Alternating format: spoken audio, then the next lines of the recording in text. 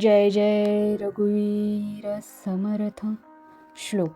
स्फुरे विषयी कल्पना ते अविद्या, स्फुरे ब्रह्म रे जाना माया सुविद्या. मुळी कल्पना दोरूपे तेची झाली, विवेके तरी स्वस्वरूपी मिळाली. अर्थ. मनात विषयांची इच्छा किंवा वासना निर्माण होणे म्हणजेच अविद्या होय.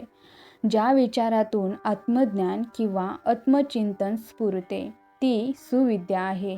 मन कल्पना मूळतः एकच असून विषयाकडे वळल्यास ते अविद्या आणि ब्रह्माकडे वळल्यास सुविद्या बनते. विवेकाने या कल्पनेला विषयातून काढून आत्मस्वरूप स्थिर केल्यास मोक्षप्राप्ती होते. विवेकाने जर योग्य अयोग्य विचाराने जर आत्मचिंतन केले तर तीच कल्पना स्वस्वरूपात विलीन होऊन मोक्ष प्राप्त होतो. असा अर्थ या श्लोकामधून श्री समर्थ संत रामदास स्वामी यांनी आपल्याला सांगितलेला आहे.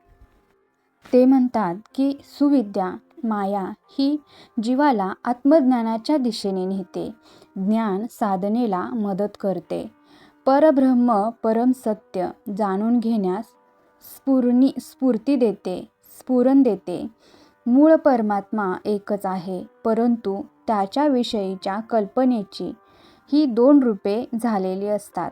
सत्य असत्य विवेकबुद्धीने तपासल्यावर ही रूपे परमात्म्यात स्वस्वरूपात एकरूप होऊन मिळतात हे जाणवते, असा आपल्याला समर्थ सांगतात. ते म्हणतात की तुम्ही सदैव खऱ्या ज्ञानाचा शोध घ्या आणि त्यानुसार त्याच मार्गावर चालत राहा. तुम्ही परमेश्वराचे भजन कीर्तन करा, नामस्मरण करा, सदैव सुविचार मनामध्ये ठेवा आणि सुकर्म करा. म्हणजेच आपल्याला भविष्यामध्ये कोणत्याही अडचणी निर्माण होणार नाहीत. आपण सदैव परमेश्वराचे भजन कीर्तन करावे, नामस्मरण करावे आणि परमेश्वराचे गुणगान गावे, म्हणजे आपले हित होईल असं आपल्याला सांगितलेलं आहे. जय जय रघुवीर समर्थ.